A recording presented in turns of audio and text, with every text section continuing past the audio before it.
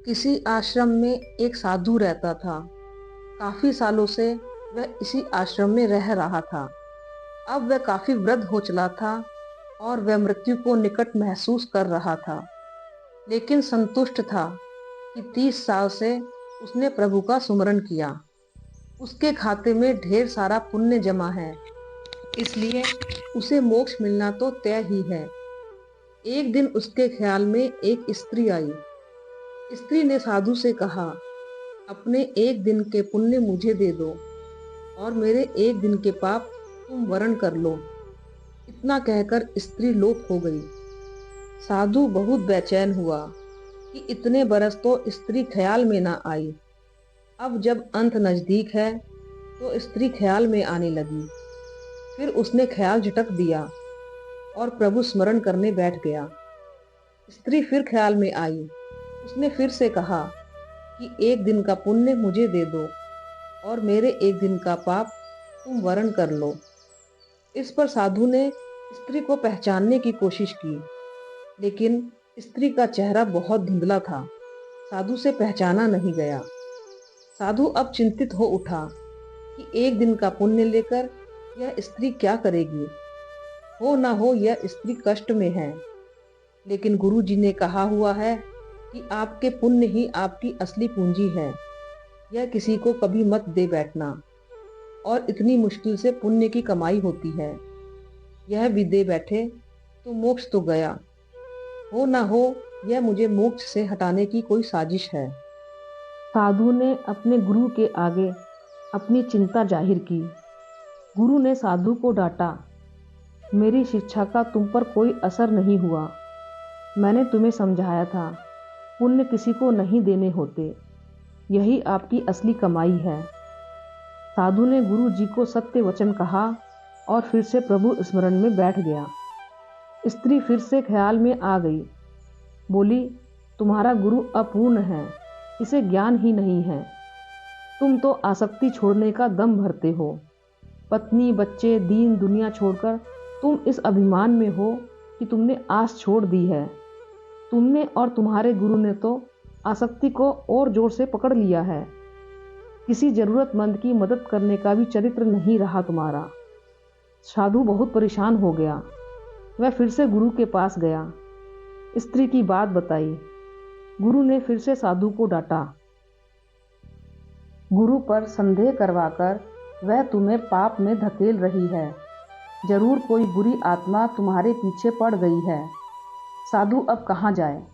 वह वापस लौट आया और फिर से प्रभु सुमरन में बैठ गया। स्त्री फिर ख्याल में आई। उसने फिर कहा, इतने साल तक अध्यात्म में रहकर तुम गुलाम भी बन गए हो। इतने साल के अध्ययन में तुम्हारा स्वतंत्र मत तक नहीं बन पाया। गुरु के सीमित ज्ञान में उलझ कर रह गए हो। मैं अब फिर कह रही हूँ, मुझे एक दिन का पुण्य दे दो और मेरा एक दिन का पाप वरण कर लो। मुझे किसी को मोक्ष दिलवाना है, यही प्रभु इच्छा है। साधु को बहुत ग्लानि हुई। संत मत कहता है कि पुण्य किसी को मत दो, और धर्म कहता है जरूरतमंद की मदद करो। यहाँ तो फंस गया। गुरु भी कोई राह नहीं दे रहे, लेकिन स्त्री मोक्ष इसको दिलवाना चाहती है। साधु को एक युक्ति सूझी। जब कोई राह न दिखे तो प्रभु से तार जोड़ो, प्रभु से राह जानो, प्रभु से ही पूछ लो कि उसकी मर्जी क्या है। उसने प्रभु से उपाय पूछा। आकाशवाणी हुई। वाणी ने पूछा, पहले तो तुम ही बताओ कि तुम कौन से पुण्य पर इतरा रहे हो। साधु बोला, मैंने 30 साल से प्रभु स्मरण किया है। 30 साल से मैं भिक्षा पर रहा हूँ, कुछ संचय नहीं किया। त्याग को ही जीवन माना है। पत्नी बच्चे तक सब त्याग दिया। वाणी ने कहा, तुमने 30 बरस कोई उपयोगी काम नहीं किया, कोई रचनात्मक काम नहीं किया। दूसरों का कमाया और बनाया हुआ खाया। राम राम, ओम नमः शिवाय, जय माता दी जपने से पुण्य कैसे इकट्ठा होते हैं मुझे तो नहीं पता। तुम रुपया रुपया जमा करते रहो तो क्या तुम्हारा बैंक खाता भर जाएगा? तुम्हारे खाते में शून्य पुण्य है। साधु बहुत हैरान हुआ। बहुत सदमे में आ गया, लेकिन हिम्मत करके उसने प्रभु से पूछा, फिर वह स्त्री पुण्य क्यों मांग रही है? प्रभु ने कहा, क्या तुम जानते हो वह स्त्री कौन है? साधु ने कहा, नहीं जानता, लेकिन जानना चाहता हूँ। प्रभु ने कहा, वह तुम्हारी धर्म पत्नी है, तुम जिसे पाप का संसार कह के छोड़ आए थे। कुछ पता है वह क्या करती है? साधु की आंखें फटने लगी। उसने कहा, नहीं प्रभु, उसके बारे में मैं कुछ नहीं जानता। प्रभु ने कहा, तो सुनो, तुम जब घर से चुपचाप निकल आए थे, तब वो कई दिन तुम्हारे इंतजार में रोई। फिर एक दिन संचय खत्म हो गया और बच्चों की भूख ने उसे तुम्हारे गम पोंछ डालने के लिए विवश कर दिया। उसने आंसू पोंछ दिए और नौकरी के लिए जगह जगह भटकती रही। वो इतनी पढ़ी लिखी नहीं थी, तुम बीच रास्ते उसे छोड़ गए थे। उसे काम नहीं मिल रहा था, इसलिए उसने एक कुष्ठ आश्रम में नौकरी कर ली। वह हर रोज़ खुद को बीमारी से बचाती, उन लोगों की सेवा करती रही जिन्हें लोग वहाँ त्याग जाते थे। वो खुद को आज भी पापनी कहती है, वो इसलिए कि उसका पति उसे छोड़कर चला गया। प्रभु ने आगे कहा, अब वह बेचैन है। तुम्हें लेकर उसे बहुत दिनों से आभास होने लगा है कि उसका पति मरने वाला है। वह यही चाहती है कि उसके पति को मोक्ष मिले, जिसके लिए वह घर से गया है। उसने बारंबार प्रभु को अर्जी लगाई है कि प्रभु, मुझ पापन की जिंदगी काम आ जाए तो ले लो, उन्हें मोक्ष जरूर देना। मैंने कहा कि अपना एक दिन का पुण्य उसे दे दो। कहती है, मेरे खाते में पुण्य कहाँ होते, तो मैं एक पल ना लगाती, सारे पुण्य उन्हें दे देती। वह सुमिरन नहीं करती, वह भी यही समझती है कि स्मरण करने से ही पुण्य मिलता है। मैंने उसे नहीं बताया कि तुम्हारे पास अथाह पुण्य है। एक दिन के पाप देकर उसने सवाल किया कि ऐसा कौन होगा जो पाप लेकर पुण्य देगा। मैंने उसे आश्वस्त किया कि साधु लोग ऐसे ही होते हैं।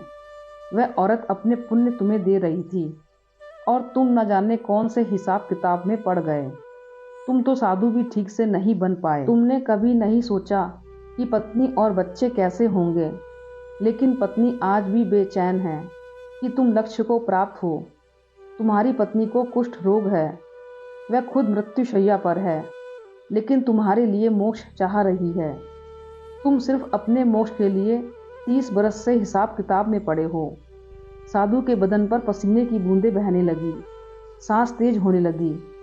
साधु हड़बड़ा कर उठ बैठा, उसके माथे पर पसीना बह रहा था। उसने बाहर झांक कर देखा, सुबह होने को थी। उसने जल्दी से अपना झोला बांधा और गुरु जी के सामने जाकर खड़ा हुआ। गुरु जी ने पूछा, आज इतनी जल्दी भिक्षा पर? साधु बोला, घर जा रहा हूँ। गुरु जी बोले, अब घर क्या करने जा रहे हो? साधु बोला, धर्म सीखने। धर्म केवल वो नहीं कि मंदिरों की घंटी बजाएं, घंटों पूजा करें, मस्जिदों में जाकर नमाज पढ़ें, गिरजाघरों में जाकर प्रार्थना करें, गुरु ग्रंथ साहिब का पाठ करें। यह सब तो धर्म से जोड़ने व सीखने के केंद्र हैं। असली धर्म तो यह है कि किसी भूखे को खाना खिलाएं, किसी अंधे को सड़क पार कराएं, किसी ज़रूरतमंद की सहायता करें, किसी बीमार असहाय का इलाज कराएं, किसी छात्र को पढ़ने में सहायता करें। यही असली धर्म है, यही असली पुण्य है। पूजा पाठ का दिखावा करने से आपके पुण्य नहीं बढ़ेंगे। किसी की सच्ची मदद करेंगे तभी आपके वास्तविक पुण्य का खाता बढ़ेगा। दोस्तों, अगर आपको यह कहानी पसंद आई हो तो इस वीडियो को लाइक करें, चैनल को सब्सक्राइब करें। धन्यवाद।